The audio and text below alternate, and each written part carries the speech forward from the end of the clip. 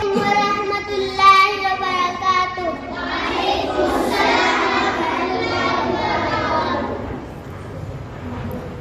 نحمده ونصلي على رسوله الكريم. اما بعد. میرے پیارے ماں بہنوں، آج میں آپ کے سامنے مدرسہ کے تعلق سے ایک چھوٹی سی تقریر پیش کرنا چاہتی ہوں. امید ہے کہ آپ غور سے سنیں گی.